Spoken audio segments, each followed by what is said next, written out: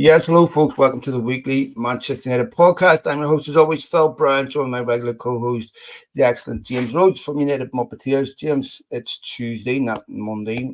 Delayed this podcast a day, which actually worked out since the INEOS thing has been confirmed at Premier League. We understood, of course, it was a formality, but it's been approved. So good news there, and of course, on the heels of a very, very good win against Villa. How was your weekend, my friend? Good. It continues to not be spoiled by United. It's a nice feeling. It's almost like surprising. Like, what do I do with my rage, my agitation? Where do I direct all this anger? Yeah, it's definitely been very different. For all the right reasons.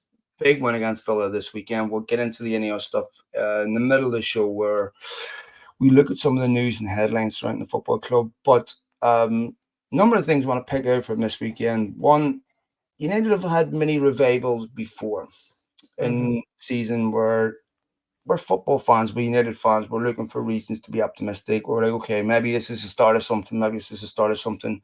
And it would always end once they had a difficult away game, something like this, where it was a difficult fixture where United just couldn't seem to find a way to win these games. I was thinking about this. United needed to win the game if there Yeah. were, of course, any aspirations of Champions League, but I didn't think they would.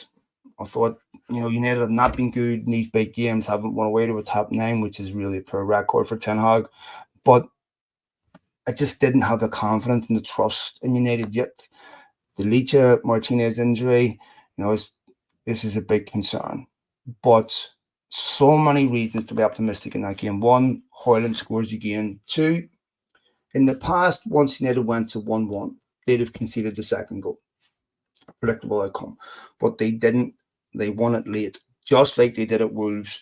Won it late, and McTominay scores again. Very, very important goal. And there was just for me something different about that Villa game that we haven't seen with previous revivals that makes me believe, maybe Ten Hag is onto something here. Yeah, it was an improvement in a lot of ways. In some ways not, but in a lot of ways, I think, as to especially mentality, where United were struggling for a while at a certain point in the game after the first goal, going a bit too quick at times. Ten Hag talked about that in his post-match one, but they didn't collapse in the same way that we've seen. Right? There's been a resilience, and even against Newport, I mean, they drew it back level and they still went on to win it against Wolves. There's definitely a change. There's a change. We've had some late winners, but we've seen a lot of collapses in between, and a lot of times where they go down one and they just fall apart even more, and they cannot hold on. And that is a difficult game, and especially away. That's the first away win against a top 9 team under Ten Hag since he's been appointed, not just this season. Took a long time to get there, to get that, too long, but it's a fantastic win against a very good Villa team. And they needed it. They needed it for it looks like top 5 probably will be enough based on the coefficients. I think England's odds are pretty good. So there's a good chance to climb into the Champions League. And the biggest thing now is that they need those results. And there's obviously a lot of factors that can go into why it's improved. A lot of players back is obviously one of the reasons. No doubt about that Yeah. helps. 100%. There are 7 wins in 8 games since the INEOS deal was announced as well at the same time. Not to give them too much credit for everything, but it certainly has made a difference in the past. We saw Newcastle go on a pretty big winning run after they had new owners come in January, I believe, last year, and start talking. Was it last year or the year before? I can't recall. Either way, it improved quite dramatically Yeah. after that. We know that Jim Ratcliffe has been a regular fixture at the club. We know that Dave Brailsford basically lives there at the moment in terms of being active, that they've been getting team talks, that they've been doing all that. Those have to be a good thing. Whether they're responsible for the change in form, they're a good thing, knowing that the focus is on winning, but also raising the standards of knowing you've got to perform if you want to be here next season, if you want to, what you want to, where you want to strive for, and that everybody's on the same page. I'm sure that it's been having a positive effect on things. And then the third factor is, team selection, I think can't be ignored, that date coincident with Ten Hag selecting this front three. Mm-hmm. The form has changed. I did some numbers, and before the whole season up to these last 8 games, they have been scoring 1 goal per game in the Premier League. 18 goals, 18 games. And funnily enough, their expected goals was the same. Or if you like those stats, it was about 1.5. In the 8 games since, Rashford, Hojlund, Garnacho, they're scoring 2.5 goals per game.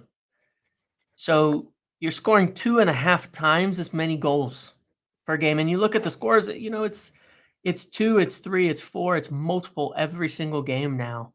And the chances are coming and they're putting away. You can see the front three is a massive threat. And in some respects, for me personally, when I watch, I don't know that overall the team is that much better, but goals win you games. And you have an incredibly dangerous front three that is productive and works well together and is really, really hard to defend against. And it's working and it's winning you games right now. Yeah, I think there's a number of things. One, United are finally getting goals from different players. Last season was largely Rashford. So they had basically one goal threat where, if you shut Rashford down, if Rashford had a poor game, there was, you went a long way to nullifying United's threat. Mm-hmm. I think we can say with a high degree of confidence now, the front three as they are United's best front three. They all complement each other well. Garnacho playing on the right. I don't want to continue to criticize Anthony, but I'm just going to make some comparisons. I think Anthony, in terms of ball skills and everything, probably a little bit more gifted, but it's all about, to me, how you utilize your skills at this level. It's great if you're a freestyler, then you can go ahead and utilize those skills, but at this level, Garnacho can beat you on the right. He can beat you on the left. He can cut inside on his left foot. He can score. He can go down the right, put a ball across the box. Every week seems like he's either scoring or creating chances or causing havoc. He's still a young player. I think that's 19 games in a row he started. It's like City, the City home game was the last time he didn't start. That dwarfs anything Ronaldo or Rooney had done at this age in terms of consecutive starts. I'm not by any means comparing him as players, but this is clearly an exceptional talent. This is clearly a young player that is an exceptional talent. And he makes such a difference to United's front line. He makes Hojlund more dangerous. And so I think he also was helping Dallo. Dallo probably had his best game for United at the weekend, just like I think Shaw helps Rashford and vice versa. So I think that Garnacho on the right just gives United much more balance and they're a much better team. McTominay. So McTominay, you can focus on his strengths or his weaknesses. And it's easy to point out, he's got this failure, this failure, this failure, and that's fine. Okay. But if you look at some of the key stats that matter, goals and assists, he's in the top 5% of midfielders in the Premier League for his goals and assists. So if you get a player that's coming off the bench that can score goals with that regularity, that can be that much of a threat, that, that to me is not just a valuable squad player, but maybe we should be focused more on his positives. Yeah. And I think that it comes down to, as you said, agreed, it comes down to role, right? And how a player is utilized to play to their strengths. It's like Scott McTominay as a starting midfielder, I think he's been really poor. I don't think it's his position. And I think He's never really, he had games, obviously back in previous years where he would sit in a deep block, with Fred as a partnership and put together some solid performances, but never really good overall. It wasn't great. The play wasn't great. When he's asked to do a midfield job in this team, it doesn't suit him. And so it's one of those things. What are you good at? What are you best at? Where do the strengths suit you? He's one of those players that's probably struggled a bit by never really nailing down a position and being coached, heavily in a position for a long period of time. As a sub, coming on, making late runs into the box, that area, it's hard to see players who've done better at doing that, And at having an eye for that goal. seems, if you think about so I agree with you 100% that if you Yeah. start him in a game where you're trying to impose yourself on a game, where you're trying to Yep. dictate play, where Yep. that is, because he just doesn't have that skill set. Yep. Bringing him on the last 20 minutes in the game when you need a goal, when you've changed tactic, where you're willing to take certain risks and you're trying to change how you play, there's tremendous value in that, right? Yes, I agree. Because you're throwing balls in the box. He's got height. He's physical. He's a good finisher, and I think so. What he isn't is clear, and what he is clear. Yep. But it's very difficult to get players that you can bring off the bench that can change the game tactically too, because you need to bring off Rashford at the weekend, right? Which was a bit of a shock. 73 minutes to bring him off. They go two up front, and so they lose a bit of the width. And McTominay coming in is a nightmare because he's 6'4", So one of the things that was also pleasing about that goal was there was a quick early ball put in from out wide, and I just think if someone wants to buy Scott McTominay, he's not a £30 million footballer to me. And the other player that United almost lost this summer was Maguire, who was immense. When you go back to the game before James West Ham, he comes on, makes a mistake pretty early. When he comes on, Emerson Royale, I think it was, went through, thankfully missed it. He came in at the weekend, was absolutely magnificent. So I think the McTominay, Maguire, in some sense, we're really lucky we didn't lose him this summer. Yeah, it's always a challenge, right? With this, because Yeah, I know. it's like, what do you're trying to build? You look at City. Obviously, they have so much in depth that allows them to be strong. And part of the problem is that, Maguire, is he good enough all the time to be a top level Yeah, that's a different center question. back? I agree. And so then if he's not going to be that, how is he? Do you keep him as depth? Is he willing to be depth? It's tricky, right? It is this is the complexities of building a football team, where you will hope you have maybe younger players for those backup positions who don't necessarily need to play every game. Until you're winning, I think once you start winning a lot, like City do, a lot of players are more willing to be depth, to rotate, to not start every game at City because, well, it's worth it. You're going to play because Pep rotates like crazy too. He changes his team practically constantly.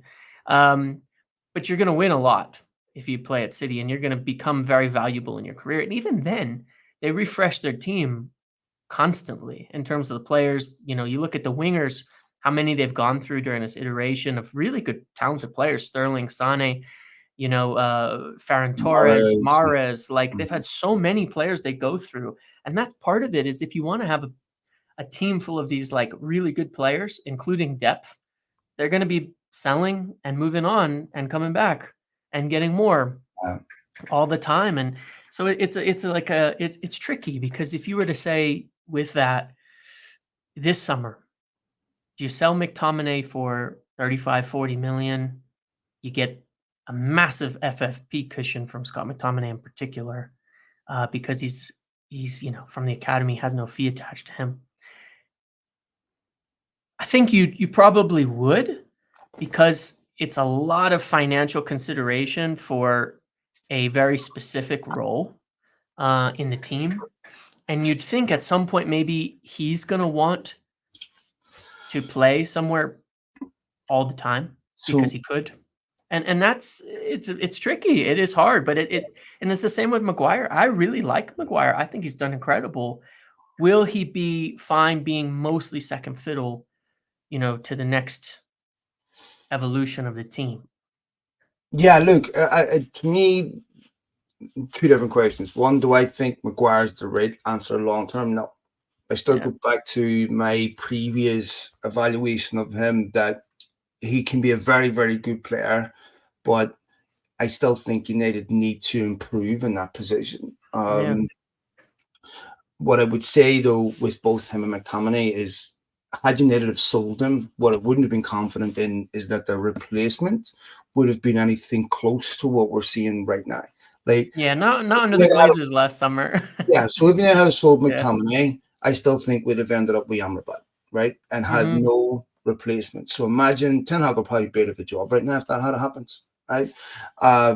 If United had sold Maguire and maybe brought in Benjamin Pavard or something, I don't think United would be getting out of Benjamin Pavard what they got out of Maguire.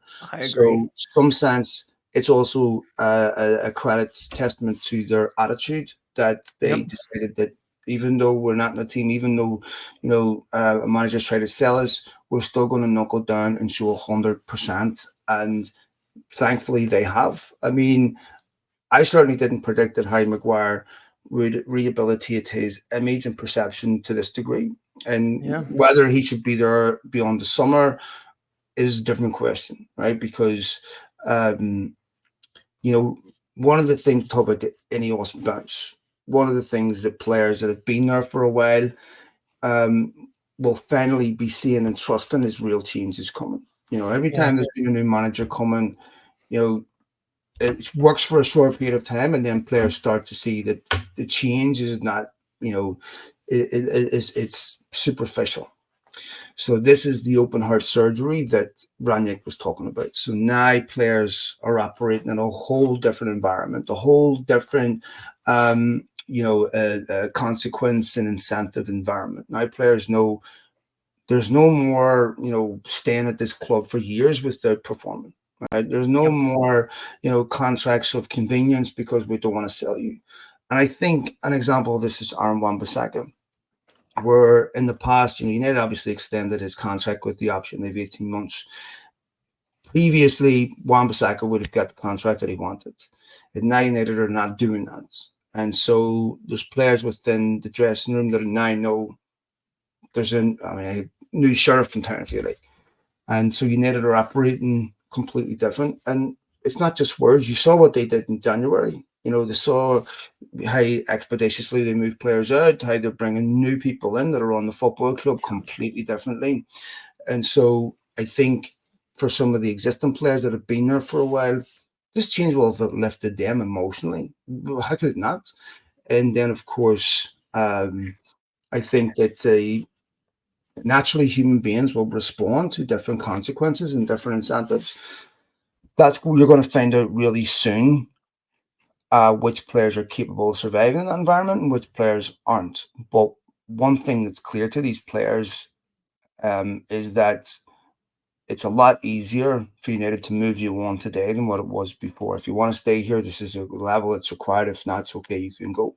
Yep. And I think, ironically, the players that are in most danger of that are the players that are making the most money. The Casemiros, the Varans, maybe even Marcus Rashford, what have you. Those are players where, because you can see any of us were going after the top earners, right? Mhm. That we're happy to pay you this, but if you're not happy or, if we're not getting consistent performances, then we'll have to come to a resolution quite quickly. And I think Varane has been decent. His last few weeks, Casemiro has been better than the player we saw at the start of the season. Still not 100% perfect. That's okay. And Marcus has had his best run of form since pretty much for the last 4 or 5 weeks, I would say. Yep. So, that's definitely encouraging. It is for sure, and as you said, it's gonna be, Yeah, certainly more dangerous the more you earn, because obviously one of the biggest factors that's been talked about and will continue to be, and this is modern football now, uh, is of course how FFP works and the financial limitations and where United are at within that, because it's all about going to end up being about costs, because you're going to max it. You're not going to win without absolutely pushing the limits of FFP, right? It's just the reality of it, because of the competition, because of teams like City and what they can spend and what they can do and all of that. You are Mhm. going to have to max out on what you get. And that means, for every dollar spent, it's like, what are you getting out of it? Uh, is it worth it? And so a player who's on 350,000 a week, like a Varane or a Casemiro, is going to have to produce a lot to prove that they are worth it. Because if you can replace Casemiro with Amadou Onana from Everton for 100,000 a week, because he's on half of that now, you're talking about millions, tens of millions a year less for similar performance. And of course, that's the consideration always in football, of course, is obviously you're trying to get more for less, but it's going to push people. It is going to push people, and it's going to push them to say, yeah, I've got to perform to the level. I actually have to perform to the level of my contract, because no one's going to be resting on those laurels anymore. And those contracts are not going to be given out, you know, willy-nilly anymore, like candy, to anybody who wants to make a lot of money and has a big name in the sport. Um, and that is going to be a serious difference. And I think that this summer, some aspects of it will look like a cost saving exercise, but of course, it's not. It's what is the purpose of that cost saving exercise, I guess, is more the point. It's going And to be why an are they interesting doing that? summer. There's Yeah, going it to be a will. lot of work to do. We'll talk about that at the end of the show. Just lastly, before we move on from the game on Sunday, Rasmus Hojlund Hmm. scores once again. Yeah. Scores a goal. His variety of goals is really, really impressive. He scores goals from outside the box. He can take a ball inside his own half, run 40, 50 yards, score. Scored from the corner. This was a poacher's goal at the weekend. And that consecutive run of games of scoring goals, big games too. If you look at the Villa games, that goal was a winner, right? Look at the goal of the weekend. That's not the fifth goal in a 6-0 win. It's a vital goal. Young man that really has found his feet at the perfect time, and really, really exciting young striker, James. I mean, the best young striker that I've got excited about at United, probably, since I know Van Persie wasn't young, but I would say the best striker I've really got excited about. I know Falcao brought some hope, but you know, they were all at the latter end. Rasmus Hojlund is young, potential is enormous, and it looks like he's got over that psychological, hurdle, that impediment of can I score in the Premier League.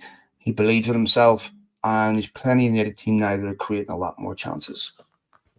Yeah, he's done incredible. I would say, I don't want to forget about Romelu Lukaku, because Is his it? No, first I season really like under it. Jose was really good. He was really good that No, one so I, season. I did think about him Yeah. because I really like Lukaku, but there was question marks over Lukaku, Yes. right? And Yes. one other aspect I wanted to ask you about the Hoyland resurgence, and I think you sort of mentioned it earlier, is do you think his form was also owed to the fact that now Garnacho was on the right? I do. I think it helps a lot, like, because you could see him, and he's got all the tools. You can see he's fast, he's physical, he's got it. There's nothing he doesn't really have from a physical perspective. But you can see how frustrating it can be at sometimes when you look at the strength of the front three right now, same as the last time out against Villa. They're all fast, really, really fast players who are very direct.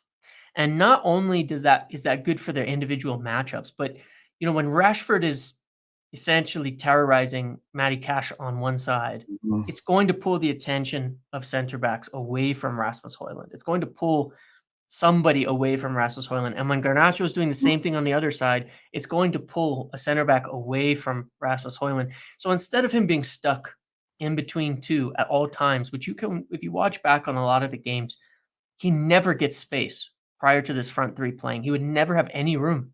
There's always two glued to him because, when Anthony gets the ball, again, not to pick on him too much, but when he gets the ball and goes down that side, he stops, cuts inside, and one player can defend him always. They never double team him. They never drag any other defenders out there. Garnacho, you can see when he's making his runs. Now you're getting players pulled from both directions, and of course, it's opening up the middle. The spaces are there. The spaces are there quite a bit more for him, and he's taking full advantage of it. And I just think it's a natural conclusion of having a real threat to help him on both sides, who are both looking, more and more for him. I think Rashford has been looking for him a lot at times, but you could see earlier in the season it was so jammed in the middle. It was always so jammed in the middle. He's getting spaces now, and he's attacking them really intelligently. I'm very excited about it because, yeah, I One of mean, the things, this is going to sound really petty, yeah, okay? But one of the things that fans pick up on is when you see 1,000 replays of a goal, they hmm watch how other players celebrate it. And one of the things that fans have picked up on, is Garnacho. You saw when Dallo get back, Jared Bowen, pulls off a tackle, he's celebrating, he's on his knees. There's many other times we needed to score important goals, or Garnacho has been really, really emotionally, it's legitimately engaged in it, and clearly, is someone that plays for the team. emotive, yeah, yeah, Yeah, and where and this is sometimes personality. Cristiano Ronaldo wasn't exactly the most jovial individual when someone else would right, score, right? But people have noticed that Anthony doesn't really do that, and doesn't really celebrate when other players score, no matter how important they are. And these are just little optic things that mm, fans really care about. And I'm not saying everyone expresses happiness in a different way, different personalities. yeah, Roy Keane wasn't exactly the most jovial either sometimes, but I think that when people are creating narratives around players, and whether they're truly committed or whether there's these little things help. And I I do, think Anthony needs to start finding things that endear himself to the fans. And I think part of the problem for him is the more Garnacho plays and the better United play, um, that bar gets raised for him to try to get back yeah, into the team, because now United will notice Garnacho's absence even more, which is going to make it harder for him. I really would love for him to find his feet, to become an exceptional United player. Um, but I think I probably have never been more skeptical that will actually happen, but I hope I'm wrong. yeah, yeah. I mean, I think Garnacho doing what he does makes you look and say, Mm. if he can do this at this age, this Mm-hmm. level of experience, Unbelievable, right? come on, it's like Such an exciting it's player, James. He's so exciting. I yeah, mean, the it's kid like has. you're not gonna get over that. You're not gonna beat that. I just he's already an amazing player. It just is. He's already an exceptional talent, is Garnacho, and I don't think that. I think when you look in the market, it's going to be hard to find a player better than him at the moment. Like we've talked about Michael Olise and these players, and I think there's comparables, and I think that you'd want that level, and they might be near that level as well. But that's a good thing, and it's just when he comes in and since the first game being put on that side has performed the way he has, I do doubt that there's any real road back for Anthony into the team in that manner. But yeah, a good performance, and I agree, and I think that you can see a relationship, a togetherness, and a familiarity that has really built pretty quickly with this front Mm. three, frankly, since they've been playing, where they're reading each other's movements really well, and I think it helps that they're all kind of doing the same thing. You know what I mean? They have the same philosophy and attack, very direct, very Mhm. fast. They go for it. They kind of, they're all a little different in how they approach it, but they're doing the same thing. And the last player I think you probably wanted to touch on was Luke Shaw, too, in this game, because I thought he was once again excellent. His relationship with Rashford on the left is like practically automatic goal Mm. scoring chances every game when he's playing. Um, and it was obviously a big difference when he came off I'm concerned for about him too United. Yeah. because he's getting quite injury prone, Yes. and Terrell Malacia. Now, I don't know if he was kidnapped by aliens or something, The missing man. or what actually happened here. We went on a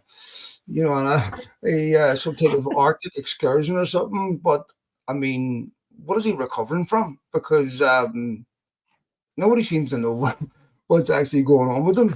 And I'm starting to ask questions about Ten Hag. Really, back in 2 weeks, back in 2 weeks. This is. No one ever seems to know when he's coming back. But in all seriousness, you're just going, wait a minute, what are we going to do here? Because Shaw's injured a lot. You saw what happened with Lindelof come on at the weekend, Yep. immediately makes a mistake because he's right footed on the left. United lose so much when it comes to when it comes to playing a right footed left back. I think that may be something we need to look at this summer is do we need another left back?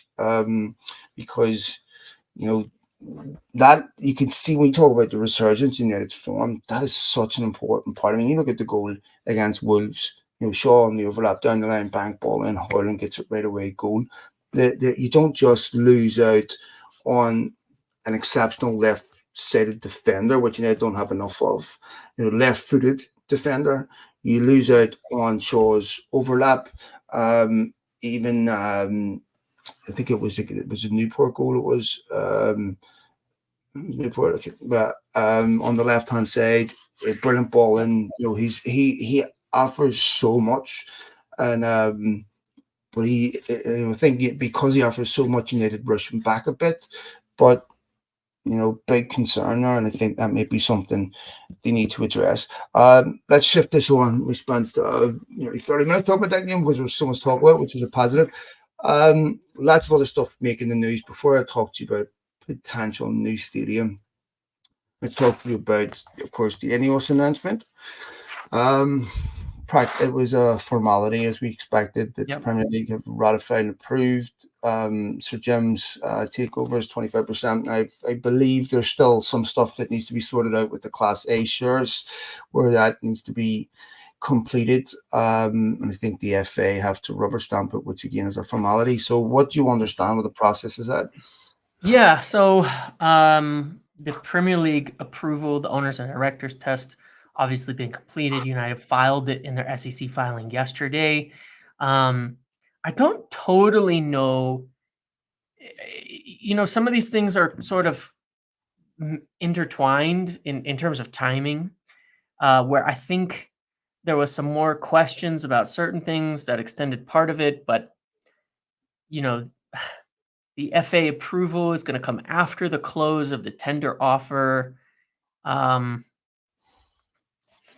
it's hard to know the exact legalities or logistics of it, but the tender offer for the Class A shares will end now on Saturday midnight, basically, right? And Is it possible that so the Class A is obviously what gets bought on the market, right? The yes, most important one is the Class B. yep. Is there an obligation for those Class A's to be sold? Could the potential sellers go, you know what, we're not selling them? They don't have to. There's no. Here's the thing. Like, let's say nobody said they wanted to sell. Doesn't matter. Doesn't actually change the deal at the end of the day. Yeah, because the Class There's B no. ones are the ones that matter. Yeah, the legality is that he had to make the same offer that he made to the Class B, and from a proportion. So he's buying 25% from the Glazers at a certain price. The whole legal conundrum was you got to make the same offer to these other class of shareholders. Don't treat them differently. He's made the same offer. No matter how many people choose to sell, it's done in that respect. He's made the same offer. He's covered legally. Now, there's already more than enough shares that have been tendered. Essentially means that people who have accepted the offer, they extend the time. He's offering to buy 25%. I think 35% of all shares have been accepted to say, yeah, we would take this up, which is more than he's offering to buy. So it's already essentially filled. But what will happen is it'll get filled up to whatever amount it is by the end. And it gets a little confusing here, but let's say half of all shareholders decide, yeah, we want to sell our shares, but he's only buying 25%. Then they'll say that they'll kind of break it apart effectively into how it works, so that he's buying an equal portion of enough to get up to 25%. None of it really matters in terms of the Class A thing. It's just what it is. The Class B takeover, the Class B purchase of shares from the Glazers will occur when the ratification is complete, because that is one of the terms of the deal, that it's subject to the approval of the FA, which is the last thing. Once that is done, then the actual execution of the purchase of those Class B shares will occur, and the Class A shares, to be fair, whatever's tendered, and the deal will be officially complete, and he'll be, everything else will be in full force and effect at that point in time. So it looks like it's going to be around, I think, around middle of next week is when it's probably going to be all wrapped up entirely. Yeah, so he's as well as buying the Class B shares, he has made an offer to acquire up to 25% of the Class A shares at a price of $33 per share. He will also provide 200 million upon completion of the deal, so United would get that 200 million cash injection. According to the Premier League, they can do that right now. INEOS can put that 200 million in, and a further 100 million by the end of 2024. That will increase Ratcliffe's stake up to 29%, while Glazers will still own 49%. So, so the Class A shares are really irrelevant in terms of Ratcliffe's influence. In the club, the deal doesn't hinge on these Class A's, but. So here we are going to see, obviously, their influence immediately. We've already seen that. One of the things that was making headlines quite a bit last week was a new stadium. United have some challenges with the existing stadium, the South Stand. You've got the Sir Bobby Charlton Stand, the railway at the back, which makes expansion difficult. They own significant amount of acreage around the football club that they could extend on the South Stand single tier because of what's going on behind them. They could expand it. They could bring it up to 93,000 seater stadium for about half the price of a new stadium. Jim Ratcliffe talked about the Wembley of the North and asking the city, the council, to contribute, as they have done, of course, with the likes of West Ham, as they have done with the likes of Manchester City. I'm in two minds about that. My belief, just like I believe here, that football owners should buy their own stadium. And I don't believe that the city should have helped Abu Dhabi either, even though I know that Abu Dhabi have invested heavily in Manchester. That's a different thing. That's an investment in Manchester. They get no return on that. And I don't believe taxpayers should be funding stadiums. And of course, naturally, when it's United, it gets pushed back more virulently than anyone else. The other thing is that there's the option of a new stadium. My personal belief on this is maybe a bit puritanical. I don't think football stadiums necessarily need to have heated seats and craft beers on tap. I don't think football needs to be like, a visit at the theatre.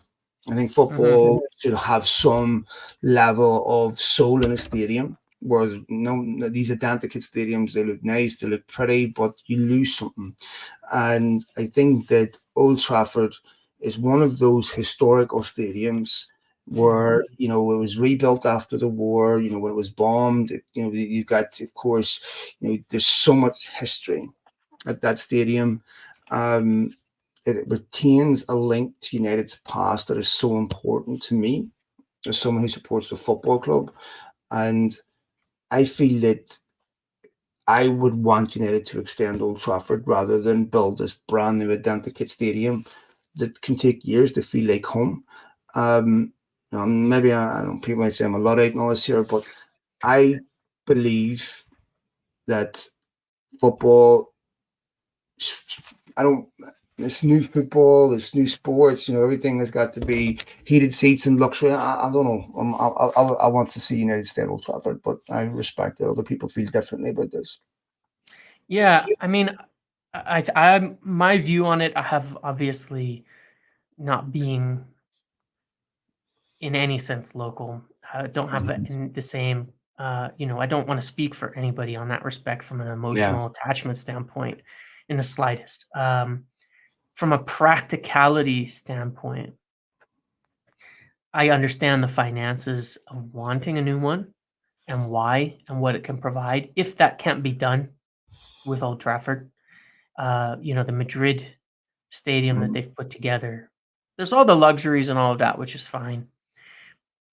From a practical standpoint, what I find very good about it is, of course, that the revenues they've been able to bring in with the stadium have allowed them to, I believe it's like pay the stadium off years and years early, and have an enormous level of income coming in that is going to allow them to essentially do whatever they want for a long period of time from a football standpoint. And from that perspective, I think that they should do whatever it takes, whatever would be the best financially to allow the club to compete at the highest level from a financial decision. I think that's sort of my practical take on it. Yeah, I Um, it's really where I just don't want to see United make every decision based on what's the most profitable. I Right. understand. And so I understand to balance because you have to have resources to compete. And United are still obviously trying to compete with the world's top football clubs, Yeah, and now a yeah. stadium provides enormous revenue. But I heard this about Arsenal. We're going to move into the Emirates so it can give us the finances to compete with the big boys, but it didn't happen. Right, and I Yeah. heard this about Spurs. We're going to move into this new stadium so we can have the resources to compete with the big boys. Both those football clubs, I mean, Spurs are still doing business today in exactly the same way they were, always were. And Arsenal, up until about 2 years ago, were doing exactly the same. And so I don't know, I look at that and go, I keep hearing that as justification, but I'm not sure if I ever actually see that.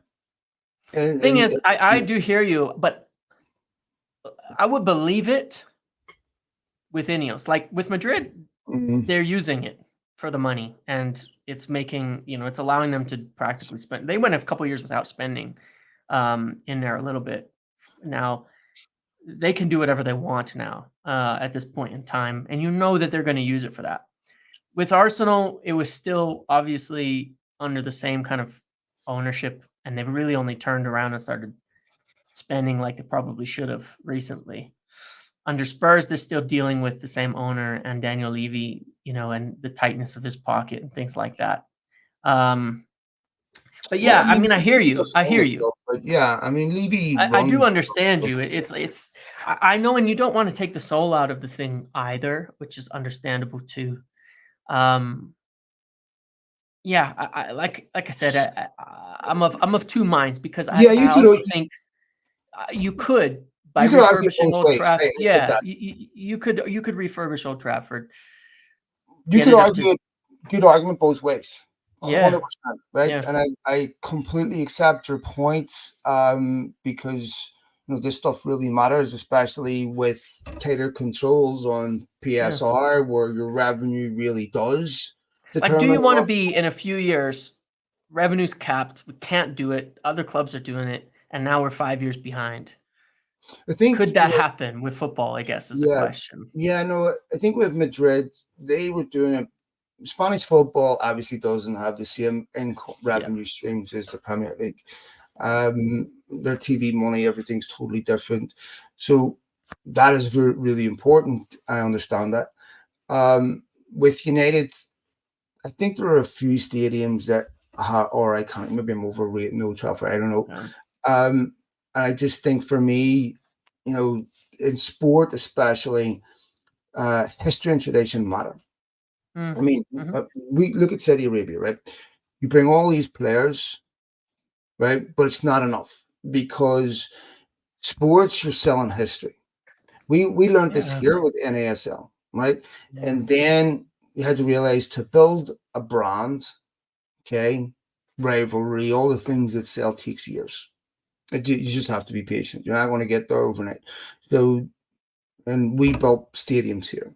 Now we have foundation. Now we have, a history to sell. Now, the sport is growing organically, and I think that these are all things that matter. Whether a stadium's vital to that, I don't know. But for me, I think I still would like United to retain that link to the past. But I respect the alternative argument, and I think that there is a practical side to this that you have to acknowledge that, like in this PSR world, where how much money you bring into the football club will determine an awful lot about how you spend. These are things you have to consider. So, I mean, United have extended Old Trafford multiple times for this reason because it has given them a financial advantage. And when Liverpool always said, we need a stadium to rival Old Trafford. Clearly, if mm, you look at match day revenue, and we saw this during COVID, it's a significant part yeah. of the football club's budget. So I do get the arguments either way. Um, but it seems that INEOS are looking at this very, very closely and are looking at all options. We had the assessors in, a couple of weeks ago, and they're talking to a number of they're talking to a number of different people, but it looks like the architectural firm that did Spurs' stadium is the one that they're talking to with United. So we will see what happens there. Other thing that was talked about through the week was potentially a contract renewal for Kobbie Mainoo. Um, I have to say, I know we've said this before in the podcast. When we talk about no signings in January, Kobbie Mainoo was like a signing in January. Mhm. There's Yeah. really seasonal. I mean, Yep. even for McTominay's goal at the weekend, it got overlooked. His, the skill that he Yes. did and the Yep. layoffs when he was surrounded by, I think it was Diego Carlos, and so on. Just magnificent. I mean, I just, it's a privilege to watch this young kid. He's been compared with all these different players, and I'm looking at him like, he's got a bit of Xavi in him, he's got a bit of Sergi Busquets, he's got a bit of, everything in him. Is just unbelievable composure. But his current contract runs to 2027. He got a new one last year. Is it too soon to be talking about a new contract renewal for him? No, I don't think so, given that, obviously there's limitations, right, to what you wanna do with a renewal. But I think that this is one place that you can do it right. Um, you don't wanna get anywhere near the end of his contract, which Well, it's I don't think it's 2027, but are we saying, all right, you've had 3 or 4 good games, we're going to give you a new contract, or should United be saying, we'll talk at the end of the season? well, here's a question. Do you consider him a player that's gonna be a regular fixture in the matchday squad?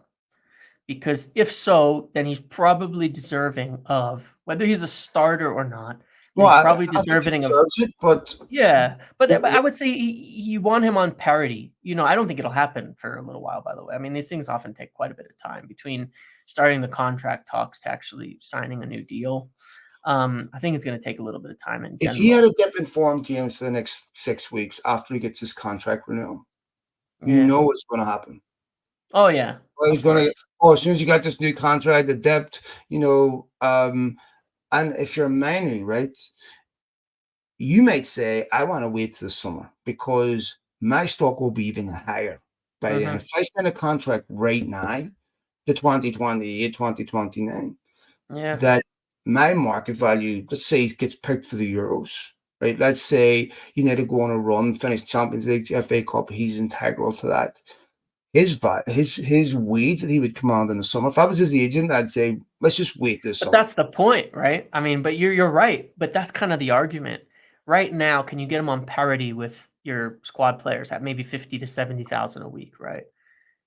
By Brandon summer, Williams is on 60 grand a week. I know. By summer, if he's selected for the Euros, is he going to ask for 150? But I think if you're United, you want to do that. I think it's okay, fine. I'm protect their asset at that stage. But Yeah.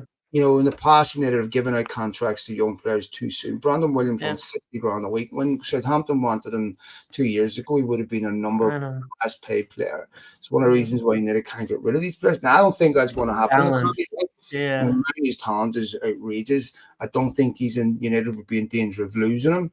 And I think that, even if he signs from United's perspective, if he signs a contract now that's 30 grand a week, and he has that amazing period, they're going to have to redo it in a year anyway. So I mean, but if I'm the club, I might be a bit reticent about doing it right now. Where I'd be like, because Garnacho is going to have to get a new contract in the summer too, regardless of the length. He's going to have to get a wage increase that is commensurate with young players of that level across the world. So I don't know if I'm Mainoo, maybe I want to wait, but it's I wouldn't mind the new contract for him. I I want to wouldn't. distract Yeah. him from where he's at. He looks like a Yeah. really composed young man. Has tremendous composure and looks like a really. I just really hope that United are managing him off the field. I really. Yeah, and yeah, I agree. Go ahead. Sorry, finish your I point. I was want just to gonna ask you say, something you else. think about all the attention's going to come on this kid, and all the sponsors are going to be around him, and United have to learn somewhat from Ravin Morris and Mason Greenwood that if there's not proper oversight on all the potential pitfalls for these kids, you don't want to lose another talent like this. And I really hope that with Miley's emergence and United being a whole different football club, that they can make sure he's managed properly off the field and that he's given all the support that he's going to need, because this kid is going to live in a whole different world. Yeah, absolutely. And I think that my hope is under new management, we don't have to worry so much about the decisions that are made. Like I don't question it whenever Liverpool gives someone a new contract. I don't know the ins and outs of their club, you know what I mean? But I don't question it when they make a decision or when City make a decision or when Madrid give somebody many times they've done things where I've thought as an outside observer, I've said, I don't know about that signing or that player or that thing, and it works out. And it just works. And I think that hopefully as United fans, it's kind of funny because we're so used to for 10 years of this having to second guess everything that United do as a football club. And I think it'll be really nice if in a couple years from now, we look and say, you know what? It's not 100%. Nobody's going to hit on 100% of signings, of decisions, of contracts, of everything. But we don't have to question it. And we just look at it and say, yeah, that was a good move. And yeah, that's going to work out. And hopefully, this is the start of that. I'm encouraged by the things that we see in January with the players, how their deals went, with the loans that are going out there and the options and the decisions that are being made, to where I'm thinking, obviously there's more they know inside in discussions with him, with his agent, with everybody than we're ever going to know on the outside, that it's a good call and it's going to remain a good call no matter what moving forward on that. And I am hopeful. And it's kind of like that with some of these things where, we are so opinionated because we've seen so many mistakes happen over the years that, aside from just the fun of discussing it, that we're so opinionated that I'm a little bit ready to you know, take the hands off the wheel a little bit and have a little faith, you know what I mean? That they're going to make the right calls because one, we have to, because they're going to make them whether we say anything or not. But two, I do think there's smart people doing things for the right reasons. And I'm ready to kind of accept it. Whatever decisions they make, I'm ready to accept it. And that would be with contracts. That's going to be when it comes down to decisions on coaches. Ten Hag stays, Ten Hag doesn't. Whatever it is, I'm going to accept it and take it on faith that they know what they're doing. Either way, regardless of any of my feelings. And the same when it comes to things like appointments of directors and all of that kind of stuff. It's just, for now, I'm willing to give them, to say, for the next bit of time, I'm just going to accept whatever they do as being a positive and see what happens. Okay. Let's talk about fixtures coming up. United, of course, play my wife's favorite team this weekend, Luton Town, for some reason, and I think Luton Town are also your wife's favorite team, and everyone's wife's favorite team, and everyone's girlfriend's favorite team. If they haven't told you this, Everybody knows of so, somebody whose favorite team is Luton Town, don't so they? it seems to be all females for some reason. I don't know if just my wife seems to go into a bit of a trance when their manager comes on talking. Not quite the same when Roy Hodgson comes on talking, and all of a sudden Rob Edwards comes on, and Just an aura, you know. oh, Just I'm like, lucky bastard. Nah, Roy, brilliant job that he has done with Luton. Just yeah, I'll tell you something, James. One of the things that I think English football is slightly unique in, that I think is really valuable, is that the strength of their lower leagues is that their lower leagues are well attended, and that you can go to games for Championship that have fantastic attendance. Germany has this too, to be fair, but I think that one of the few links to legitimate meritocracy is promotion relegation that we have yes, left. And when we see clubs like Luton come up with a stadium like Kenilworth Road, like I remember watching United Luton in the late 80s, early 90s. I remember when Ferguson tried to sign Mick Harford in 91, 92, because they badly needed goals. And this football club, no money, this tiny dilapidated stadium that really is going back in a time warp. And they were everybody's favorite to go down. And they have given so many teams, especially the Canvas Road, really difficult games. I mean, Liverpool had to win their yeah, late. Arsenal didn't win till late. I know they lost this weekend to Sheffield United, but that's going to be a really difficult game. And I remember behaving like a smacked arse when United beat them 1-0 at Old Trafford. Like I was almost, almost offended that United didn't beat them 4-5. But my attitude towards them is totally different now. Yep, exactly.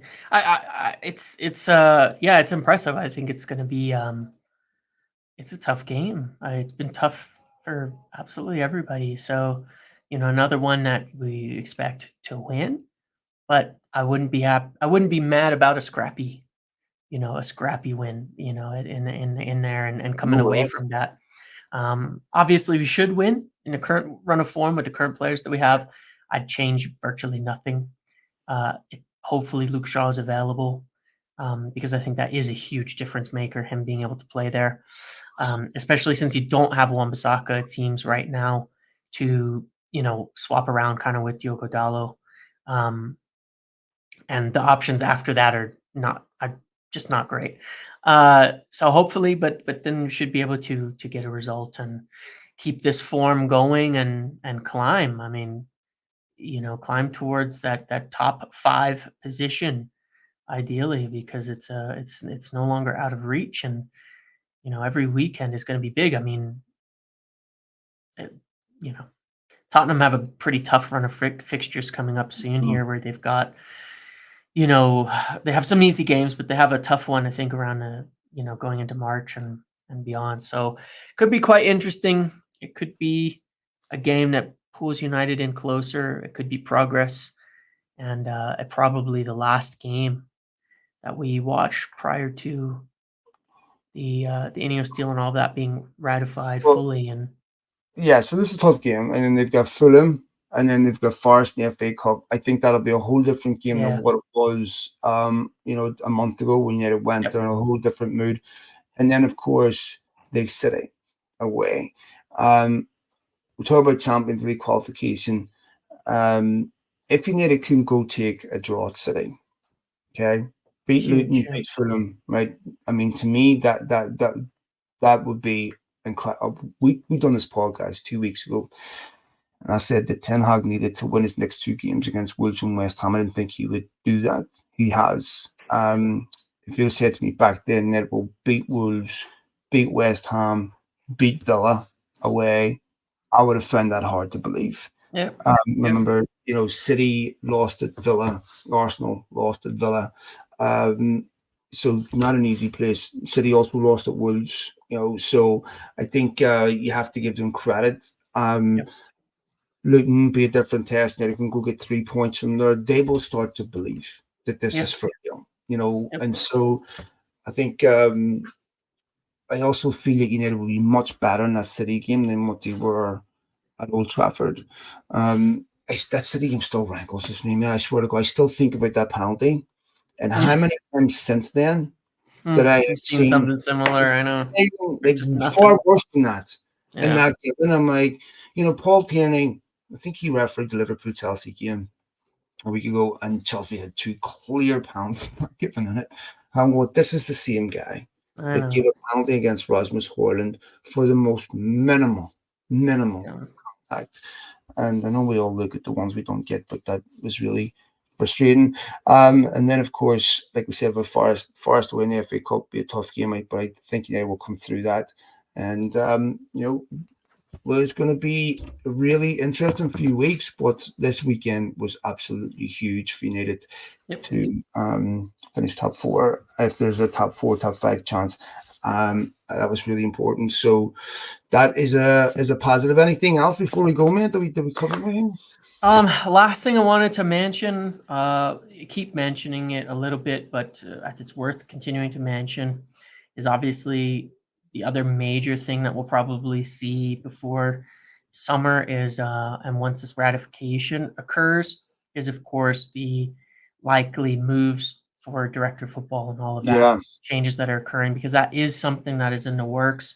It is something happening, and I've changed my perspective a few times on what it might be and all of that, and it's really hard to get solid information on this. INEOS are extremely quiet, similar to the whole Omar Barada appointment. Mhm. You're not seeing the same level of leaks. You're not seeing the same level of news going out there.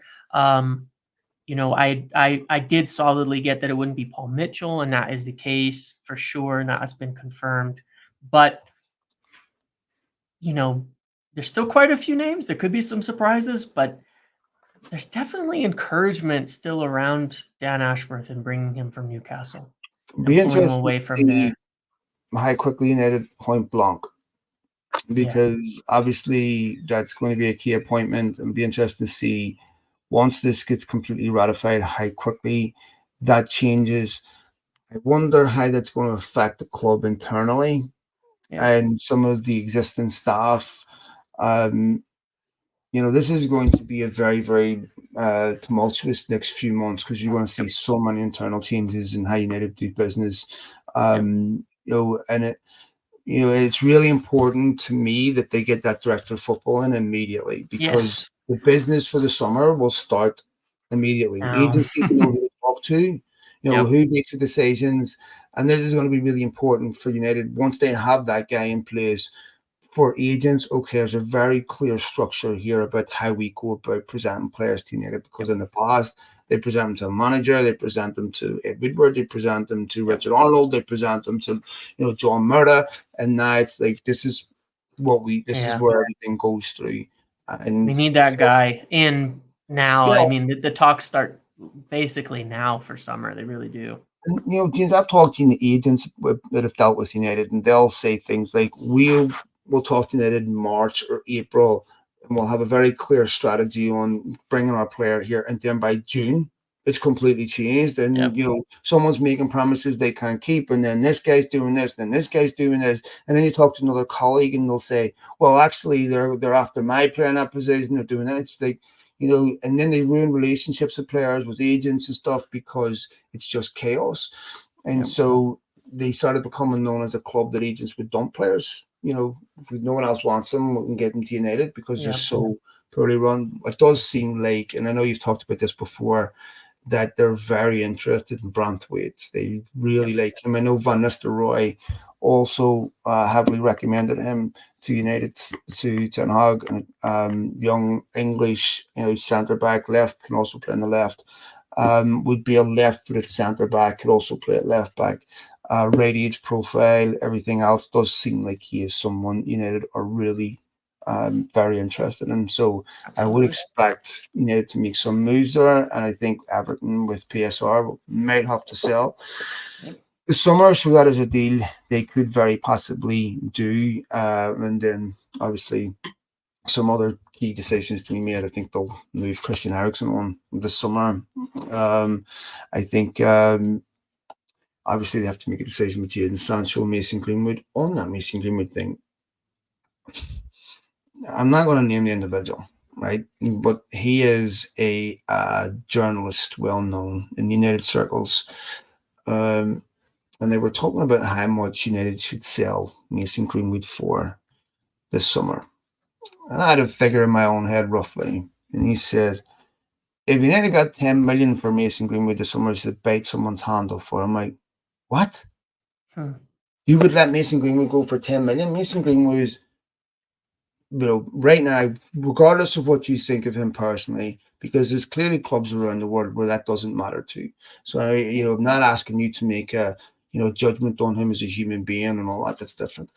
But Mason Greenwood, as a football player to clubs around the world, even, they don't care about what happens, right?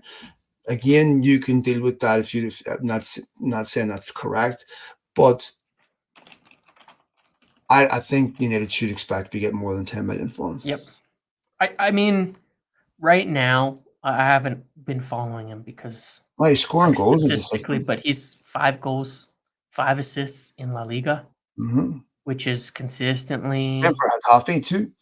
Yeah, and obviously we already know he can play. He's done it for United, but after all this time out, obviously you wanted to see it. It's a minimum 50 million player for me. I was thinking 60. So you're around my ballpark. I think so. I think that it's ridiculous to consider that you would accept less, because if someone's going to want to buy him, it doesn't matter how much they pay for him.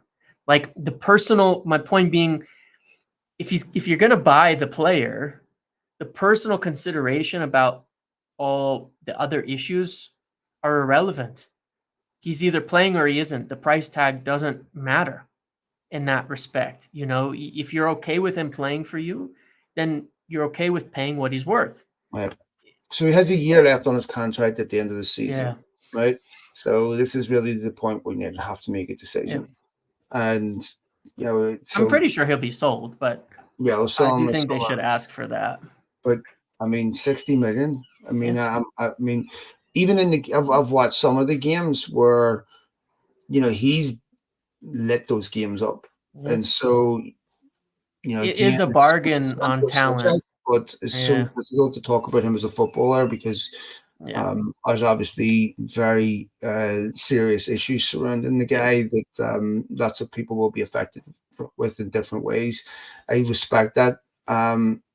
This is not the character endorsement; it's just a practical conversation about what is. I agree. If you decide to pursue him, then you've already accepted that all the off the field stuff is not relevant or is within the parameters of acceptability for you.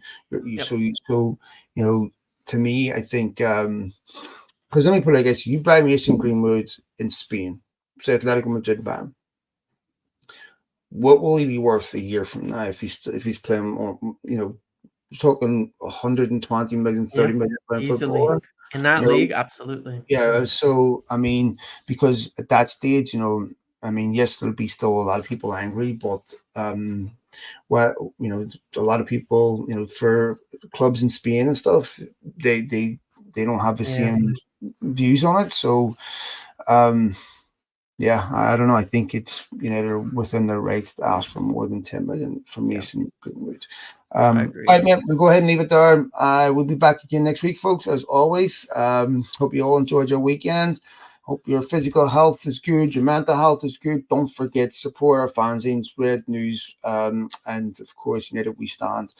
They're vital resources for the fans, contain brilliant information. I'm a big subscriber to the United We Stand fanzine, so please do support them, folks. We will be back again next week, so take it easy, man. Cheers, James.